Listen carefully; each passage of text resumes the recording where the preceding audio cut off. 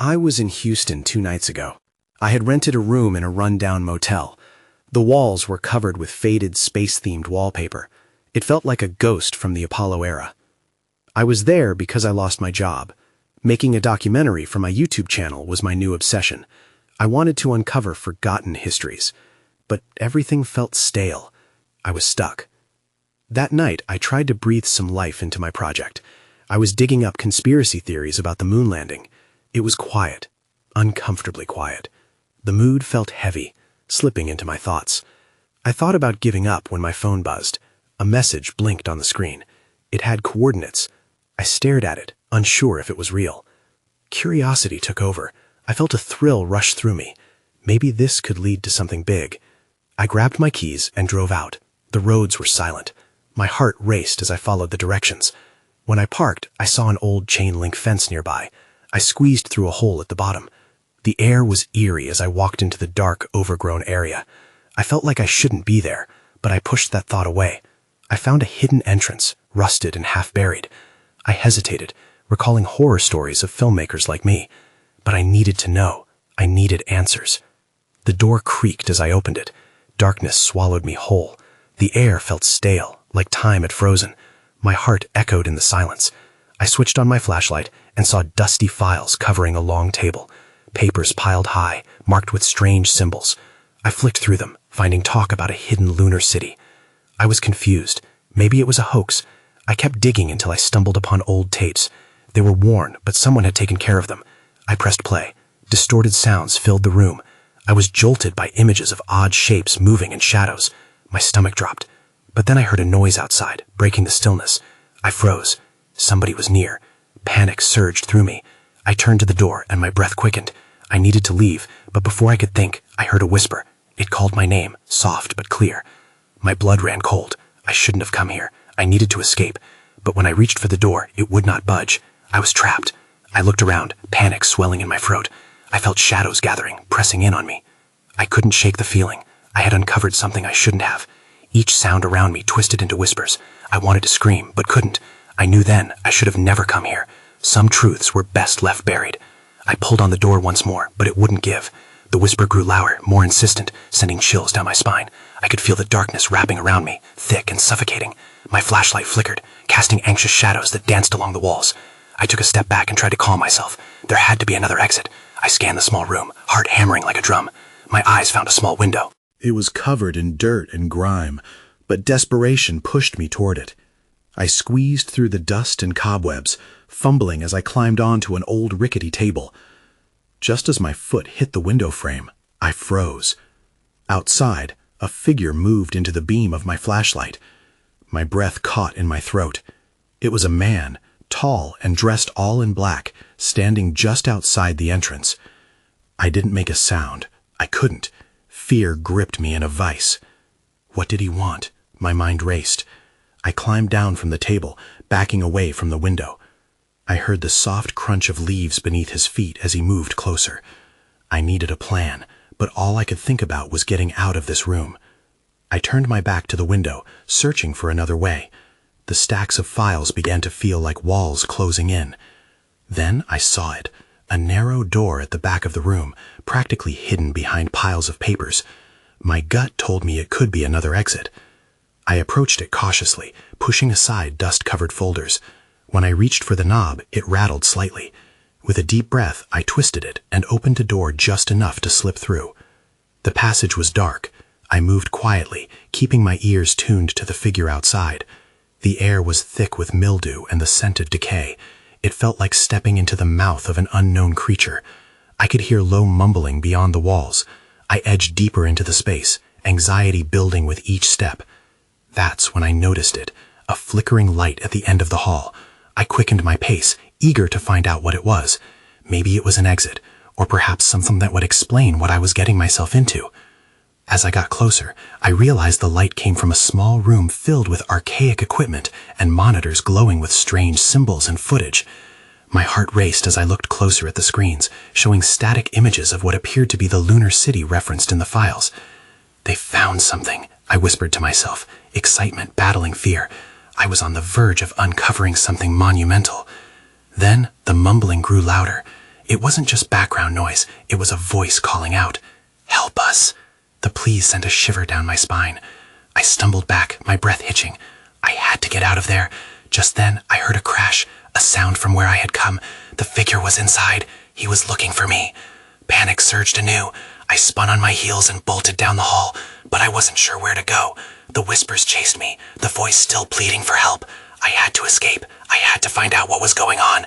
But just as I reached for the door at the end of the hall, the lights went out, plunging me into darkness. My heart pounded in my chest. I was trapped. I stood frozen in the dark, panic washing over me like a cold wave. My flashlight flickered again, revealing nothing but shadows. The mumbling turned into unintelligible whispers that felt as if they were surrounding me. I took a deep breath and willed myself to move, searching for a way forward, anywhere but here. I felt the wall to my right. My fingers brushed against something cold and metallic, a thick pipe. I followed it, inching my way along the corridor, praying for some source of light or a glimpse of an escape. I heard the figure at the end of the hall, moving quietly, searching. Then I found it, a door, slightly ajar. The air that escaped was cool, refreshing, like an invitation to safety. I pushed through, not caring about the noise now. My foot caught on something, and I stumbled inside. The room was dim, but at least illuminated by a small panel. It looked like a control center, with buttons and switches scattered across the walls. A table in the center held maps and diagrams of the lunar city, and my heart raced at the sight. Had they really discovered something on the moon? But there was no time to waste. I needed to figure out how to escape. I scoured the room for clues or a way out. That's when I noticed a heavy metal door at the far end, marked with a caution label. My instincts kicked in. If anything was down there, it was better than waiting for the figure to find me. As I turned to head for the door, the whispers returned, more distinct now. "Help us!" It was a chorus of voices. My stomach dropped. Who were they? What had happened here? My mind raced with possibilities, and fear gnawed at the edges of my sanity. I reached the door and pressed against it, but it wouldn't move. It felt sealed shut, a barrier between me and whatever dark secrets lay beyond. I heard footsteps approaching, sharp and deliberate. The figure was closer now. I needed to think fast. Looking around, I saw a small opening beneath the console. It was cramped, but desperation gave me strength. I dropped to my knees and crawled inside, just as the door creaked open behind me. I barely fit through the gap, and my heart thudded as I pulled myself into the tight space. I could barely breathe, but I had to stay quiet. The figure stepped into the room, silhouetted by the faint light. "Where are you?" he called out. The voice was low, threatening. Panic clawed at my insides as I tried to control my breathing. He moved deeper into the control center, scanning the area. I held my breath, hoping he wouldn't find me. That's when I caught a glimpse of something strange behind him, a flicker of movement. Out of the corner of my eye, I saw a shadow shift on the wall. Then another voice, different from the chants I'd heard earlier, called out, "This way!" My pulse raced. Was I imagining things, or was something else here? Just as I began to process the new reality, the lights flickered on again, exposing everything in the control center. I had only seconds to decide where to go next. I flinched at the sudden brightness, my instincts screaming for me to stay hidden. The figure turned, revealing a face shrouded by darkness. I couldn't see his features clearly, but his body was tense, ready for anything. Somewhere in the back of my mind, I knew I had to act fast. The whispered invitation from before tugged at me. This way.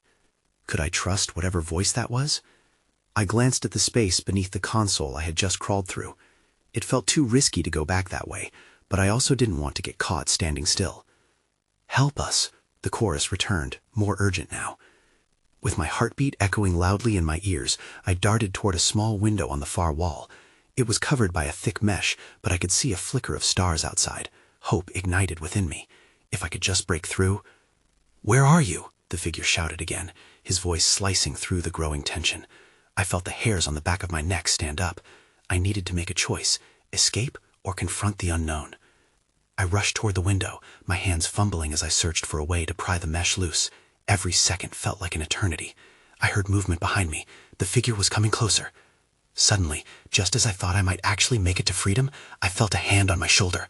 I whirled around, my heart in my throat. The figure was right behind me, eyes wide with an intensity that made my stomach twist in fear. "Stop," he shouted, and I flinched. "You don't understand. You have to listen to me." I took a step back, my breath quickening. "Why should I?" I shot back, my voice trembling. "Who are you?" "My name is Ethan. This place isn't what it seems." He gestured at the control center. "They need you. They're trapped." His gaze flipped behind me. You have a choice. Follow me or stay here with them. I noticed the shadows creeping from the corner of the room, shifting with a life of their own. Panic wove its might back into my chest. What do you mean? Just come with me, he urged, desperation creeping into his tone. You'll see, there's a way out, I promise. Before I could respond, the lights flickered again, and the whispers grew louder, rising to a frantic pitch. My mind raced. Was he lying? Was this a trap? But the figure wasn't attacking. Instead, he seemed just as alarmed about the ancient murmurings. Without thinking, I took a deep breath and made my choice. I nodded, ready to escape whatever haunted this place, ready to follow him into the unknown. Lead the way, I said, my voice steadier than I felt. As he darted back toward a side corridor, I closed my eyes for a split second to gather my courage. Trusting him felt dangerous, but the whispers were overwhelming, filling my lungs with dread. We dashed away just as the shadows began to swirl more intensely, and I could feel the very air shift as if the room itself was protesting our exit. Then, in the midst of our frantic escape, I heard another voice, a booming command that sent chills down my spine. Stop them! Everything froze. Time stood still as we glanced back, realizing we had disturbed something much darker than we could have ever imagined. Without thinking, I threw myself after Ethan, instinct kicking in. We sprinted down the corridor, the sound of footsteps behind us echoing ominously.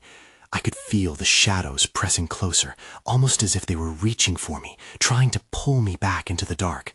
Quick, this way, Ethan shouted, veering to the right where another tunnel branched off.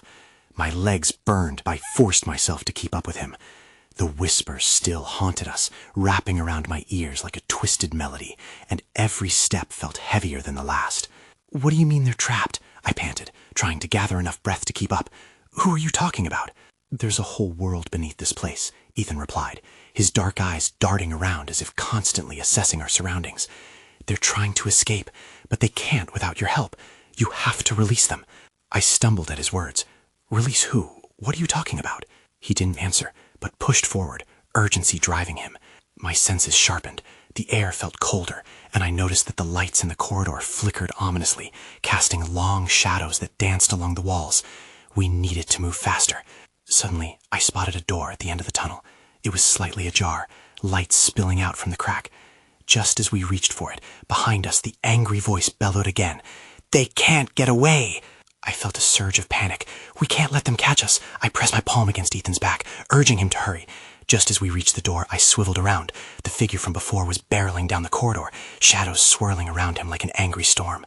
Ethan kicked the door open, and I followed him inside, slamming it shut behind us. We leaned against it, breathless. Did they follow us? I whispered, heart racing. I don't know. Ethan shook his head, eyes wide. But we need to move. This isn't safe. We're in a control room they're using to contain what they've discovered. I took a glance inside the room. Monitors lit up with static and strange blueprints of what looked like structures beneath the earth. What is all this? I wondered aloud, stepping closer to one of the screens.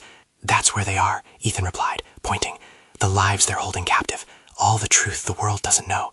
My heart raced again, but this time it was at the thought of being in the eye of something so vast and terrible. We can't just leave them. Agreed, Ethan said, stepping closer to the console. But we need a plan first. I might know how to override the system. I took a deep breath, trying to quell the swirling dread inside me. My mind raced through the possibilities of what we might find down there. What if they don't want to be freed? Then we'll have to show them. As he began typing on the control panel, I glanced at the door, half expecting it to burst open at any second. That's when I saw it, writings carved into the wall beside the monitors. They were words in a language I didn't recognize, but one thing was clear. We were not the first to seek truth, and whatever lingered here wanted to be found. My sense of urgency deepened. A question burned in my mind. What else did this place hide? The door rattled suddenly, and the booming voice returned. They can't escape! Find them! My breath caught in my throat. Suddenly, the stakes had never felt higher. Ethan's fingers danced over the keys, but the tension in the room made it hard to focus. The rattling of the door sent adrenaline rushing through my veins. I pressed my back harder against it, feeling the cold metal against my palm. Come on, he muttered under his breath, frustration creeping into his voice. Do you even know what you're doing? I asked, trying to keep my voice steady while my insides twisted with anxiety. He shot me a brief glance. Sort of. Just give me a minute. I wanted to ask how he knew so much about this place, but the more pressing issue was that voice outside. It felt all-consuming, echoing throughout the room like a thunderstorm. The way it was barked made me think of someone desperate. It made me uneasy. Then suddenly, the monitors flickered and one screen came to life, illuminating a scene far below the surface of the earth. I leaned closer, squinting at the grainy images. What looked like a network of ancient buildings came into view, some covered in thick vines and dirt, others still seeming almost entirely intact. "Look at that," I said, pointing. "What is that place?" Ethan paused typing and squinted at the screen. "I think it's one of their containment sites. They're holding something down there, something that shouldn't be touched. It looks old." I felt a chill run through me. Old? Like ancient? Yeah, older than anything we've ever discovered. His eyes widened. Maybe that's why they're hiding it from the world. Fear of what people would do if they knew. My mind raced with the implications.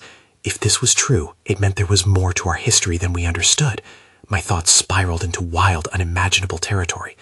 I shook my head, trying to bring myself back to reality. "So what? You think we're supposed to just let them out without knowing what's inside?" Ethan's focus sharpened again. "We have to. If we're going to stop whatever they're doing, we have to end it now. If we wait, it'll be too late." Just then the pounding on the door escalated, splinters beginning to crack under the force. "They're coming," I gasped, panic surging again. "Just a second," he yelled back, fingers flying across the controls. Then everything flickered and went dark. The monitors died, leaving us cloaked in shadow. My heart raced as the door shook violently once more. "Ethan, I'm almost there." If I wasn't scared before, I definitely was now. I could barely see him in the darkness, but I could hear his rapid breaths matching my own. I couldn't shake the feeling that something was about to break through that door. Then the lights returned, not just in the control room, but through the monitors, revealing something that made my breath catch. A shadowy shape moved across the screen, darting through the ancient ruins. It was alive, somehow aware, and it was watching us. "Did you see that?" I whispered, dread pooling in my stomach. Ethan nodded, brows knitted together. "Whatever it is, it knows we're here." And before I could react, the door burst open. The door flew open, slamming against the wall with a deafening crash. My instinct was to scream, but I froze, every nerve in my body taut as a bowstring. The figure in the doorway was shrouded in darkness, a tall silhouette. The dim light from the monitors flickered across his face, revealing a man with wild eyes and a crooked smirk that sent chills down my spine. "Look what we have here," he said, his voice gravelly and mocking.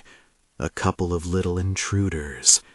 Ethan jumped, knocking over a chair in his haste to put himself between me and the newcomer. "Get back!" he shouted, the confidence in his voice noticeably wavering. I couldn't breathe. Every part of me screamed to run, but my legs felt paralyzed. I was acutely aware of the ancient ruins still flickering on the screens behind us, filled with secrets that were suffocatingly close, yet impossibly far away. "Why are you here?" Ethan pressed, his tone turned sharp. "What do you want?"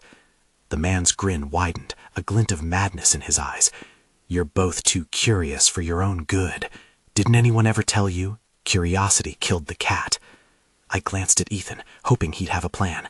My heart was a drum in my chest, and when I looked back at the intruder, I noticed something metallic glinting in his hand. That object didn't belong to the control room or anything we recognized. "What did you find?" I stammered, my voice small. "What are you hiding?" His laughter was chilling. "Oh, sweet girl, it's what you've all been searching for. The past is just a pretty little illusion." He motioned with the device, a remote with a myriad of buttons. "And I can change that illusion real quick." A jolt of panic shot through me. "Ethan, we need to get out of here," I cried, the urgency of the moment finally reaching my mind. But Ethan didn't move. He was locked in a deadly stare-down with the stranger.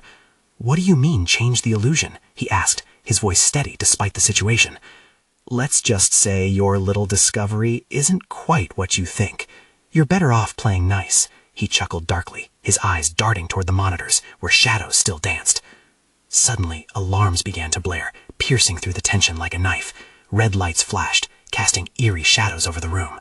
The intruder sneered, clearly relishing our panic. "Time's up," he said, plowing past us into the room. "You've overstayed your welcome." I locked eyes with Ethan as that man reached for the nearest monitor, his fingers poised to push one of the buttons. "Stop him!" I shouted, desperation flooding my voice. Just as Ethan lunged, the intruder pushed the button, and everything went sideways. The room shook, a violent tremor rattling the floors beneath us. The monitors surged with static, then went black. I heard a deep rumble echoing from the depths below us, a noise that felt alive, more than just sound. "What did you do?" I yelled, panic flooding my words. Ethan's face paled, realizing it wasn't just our situation that had worsened. It was something much bigger and much darker.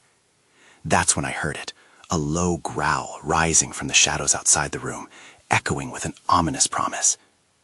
"We're not alone anymore," I whispered, dread chilling every bone in my body. The growl reverberated around us, sending a shiver through my entire body. It was low and guttural, and it felt like it was crawling under my skin. I exchanged a frantic glance with Ethan, whose eyes, wide with fear, mirrored my own. "What was that?" he asked, his voice barely audible over the alarms and the pounding in my ears. "I don't know, but we have to move," I urged, trying to inch back toward the door. The intruder had retreated into the shadows, but his presence lingered like a dark cloud over us. We stumbled backward, inching toward the exit. The room felt alive, the walls now pulsing with an unexplainable energy. The monitors flickered back to life, displaying a chaotic montage of images barely recognizable through the static. I caught glimpses of vast landscapes, crumbling temples, and someone moving between the ruins. "Ethan, look!" I pointed at the screen, where a blurred figure darted across the frame. I had no time to analyze whether it was friend or foe, whether it was human at all. "I can't just leave it like this," Ethan said, his resolve cracking. But the growl grew louder, sharper. It echoed again, closer this time. "Nobody cares what happens to this place," I shouted. "We can't afford to find out what it is." Just then, the door slammed shut with a thunderous bang, locking us in. I recoiled, my heart sinking. Behind us, the growl transformed into a series of heavy footsteps, like a predator stalking its prey. "We need to find another way out," I urged, as panic closed in. I scanned the room, searching for any possibilities. A fire escape? A hidden tunnel? But all I saw were the flickering monitors and the encroaching darkness. "That button, the intruder pressed it for a reason," Ethan said, eyes darting back to the control panel. "It might control whatever's coming for us."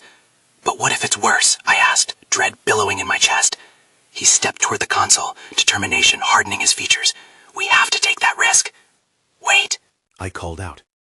But it was too late. He was already reaching for the remote, trembling hands hovering over the multitude of buttons. Before I could stop him, he pressed one, and the monitors exploded with light. A blinding flash burst from the screens, and the growling ceased suddenly. My heart raced as I realized we were no longer alone. The shadows retreated for just a moment, revealing a sight that left me breathless. There, on the screen, was a city, the one from the images, but it wasn't just ruins. It flickered with life. Strange beings moved through the streets, their forms an unsettling blend of human and something else, something otherworldly. "That's what he wanted to show us," I breathed. "But why?" Suddenly the ground shook once more, this time more violently. It felt like the building would crumble around us. Then came a guttural roar, drowning out the alarms, echoing through the very bones of the structure. Ethan backed away from the console, dread washing over his features. "We need to go, now." I grabbed his arm just as the lights dimmed again, shadows creeping close around us. "But what about the truth?" "We can't face it here," he shouted. That's when I heard it, a series of heavy thumps, like footsteps approaching far too quickly. Panic surged through me as I realized we were out of time. Then, everything went black. Just as I felt myself being pulled away from Ethan, I heard a voice in my ear, chilling and familiar. "You should have stayed away." And then, silence. When I opened my eyes, I was lying on the cold, hard floor, disoriented and gasping for breath. The room was dim, illuminated only by flickering emergency lights, and the alarms were muted. My body felt heavy, weighed down by an invisible force. I pushed myself up, scanning the area. "Ethan?" I called, voice shaky. There was no response. Panic welled again, and I stumbled to my feet. I turned around and saw him slumped against the wall, unconscious. My heart raced at the sight. I rushed over, shaking him gently. "Ethan, wake up!" He stirred slightly, mumbling something incoherent, but his eyes remained closed. In that moment, dread filled me. I couldn't lose him, not now. I looked around for any sign of danger, but there was nothing but darkness and the distant echo of that terrifying growl. Then I spotted it. A faint glow emanated from a doorway at the far end of the room. My instincts screamed at me to run, but I couldn't leave Ethan. I leaned closer, desperately hoping he would wake. "Ethan, please, we have to go." Finally, his eyes fluttered open, confusion clouding his gaze. "What happened?" he croaked. "The crowd, they locked us in. We need to move," I pleaded, helping him to his feet. He looked unsteady, but urgency pushed us forward. Together, we shuffled toward the glowing doorway. As we approached, I felt a shift in the air. It was charged, electric. I halted, sensing it. Something was waiting for us on the other side. "I don't know if we should," Ethan said, his voice low. "We don't have a choice," I snapped back, fear making me more aggressive. Behind us, the growls were muffled but persistent, like a predator trying to break free from its cage. We reached the door, and I gripped the handle, taking a deep breath. On 3, I nodded at Ethan, who nodded back, his face a mix of determination and dread. 1, 2, 3. I twisted the handle and pushed the door open, and we stumbled through, half expecting to be taken back into the grip of darkness. What lay beyond was shocking. We found ourselves in a long corridor, its walls lined with strange symbols glowing in a faint blue light. The floor had a slight incline, leading downward, and I felt an urge to explore. I hesitated, tugging on Ethan's arm. "This feels wrong." "What if it leads us to an exit?" he said, hope creeping into his tone. Just as I was about to respond, there was a sudden clatter behind us. I turned just in time to see the door slam shut again. My heart raced, and my breath hitched in my throat. "I don't think we're alone," I whispered, and that was when I noticed shadows forming at the far end of the corridor, figures moving just out of reach of the glowing lights. "I think we need to hurry," Ethan said, his urgency palpable. We started down the corridor, but dread clawed at me, an unsettling fear that something was watching, lingering just out of sight. As we moved further away from the door, the symbols on the walls began to shimmer more intensely, and the figures in the shadows became more defined. "Who are they?" I murmured, my mind racing. And then, just as I turned my head to ask Ethan, I saw it, a flash of a familiar face among the shadows, one I never thought I'd see again. "Ethan, look!" But before I could point, something deep inside me screamed that it was too late. The figures rushed forward, and before we could react, we were surrounded. In that moment, I knew this was just the beginning of something far worse. I jolted awake, breathless, my heart thrumming like a wild drum. My surroundings were stark and sterile, the smell of antiseptic invading my senses. It took a moment to gather myself as I realized I was no longer in the control room. I was in a hospital bed, the pale walls surrounding me devoid of any trace of the chaos that had enveloped us. "Ethan," I shouted, scrambling to sit up, but pain shot through me, a reminder of my injuries. Panic rose in my throat. Where was he? The last I remembered, we were trapped in that corridor with the shadows closing in. I scanned the room for any sign of him, but it was empty save for the machines beside me, their steady beeping reassuring yet alien. A nurse entered, her demeanor calm but unyielding. She looked at me with concern. "You're awake. You've been unconscious for 2 days. Do you remember what happened?" My mind raced with images, the growls, the dark figures, the haunting whispers. I shook my head, desperate for clarity. "What about Ethan? Is he here? I need to see him." The nurse's brow furrowed, and for a moment I feared the answer would be bad. "We haven't found anyone else with you. You were the only one." Panic clouded my vision. No, that can't be right. We were together. We went into that place, and we were supposed to be bringing something to light, to help them. I felt a surge of anger, frustration spilling over. He was there. The nurse hesitated, then placed a calming hand on my shoulder. "You need to focus on healing. There's a lot to unpack. The authorities are still investigating the location you were found, but they called it an abandoned facility. No signs of others." Abandoned? My stomach churned. Was it really a mere coincidence that Ethan disappeared right when we needed to find answers? The thought gnawed at my mind, intertwining with despair and urgency. "You don't understand. We stumbled onto something that they were trying to keep hidden." "What do you mean?" she asked, studying me closely. I took a breath, trying to grasp the fragmented pieces of memories swirling in my head. A hidden city. It was more than just ruins. They were trapped down there. Something was watching. I can still hear the voices. My voice trembled. Was I now just another conspiracy theorist chasing shadows? "Sweetheart," she said softly, "the paramedics didn't find anything like you're describing. You might still be disoriented from the events and the medication." I shook my head vehemently. No, I felt it. We shouldn't have been there. And even as I stood firm in my belief, a part of me hesitated, whispering doubt. Was it all the figment of my imagination? A trick of the dark? Days passed, and the hospital room became a cage. Familiar faces and sound drifted by, but I felt worlds away. I was released eventually, with a prescription and a recommendation for therapy in hand, but it felt hollow. The world outside was bright and mundane, and I knew I had left something monumental behind. As I navigated the streets, I felt a growing unease. I tried to find solace in calling family and friends, but nothing rested right in my soul. My mind remained trapped in that facility, as if it had tethered itself to me. I Googled everything possible, hoping to catch a glimpse of what had happened, searching for Ethan's name. Nothing. On one particularly restless night, I revisited my notes, piecing together what I could from the few memories that remained intact. The project I had dreamed of creating felt tainted. I wasn't a journalist. I was a fool who ignored the warning signs. And then, in the middle of the twilight haze, my phone buzzed. A message from an unknown number lit the screen. It contained a single line. "We can help you find him." For a moment, I hesitated, the weight of my decisions suffocating. I was drawn back to the shadows, the whispers, and the promise held in that hidden city. I thought of the life I had left behind, the camera that had once felt like an extension of myself. I wondered if the answers I sought were still locked within those ruins, if they were waiting for me to return. But as the chill of anticipation spread through me, I knew I was venturing into the unknown again. Did I have the strength to confront what I had barely escaped, or had I merely uncovered the beginning of a truth too dark to face? I took a deep breath, heart racing, ready to type my response. Whatever was watching was still there, and it wanted me to find it.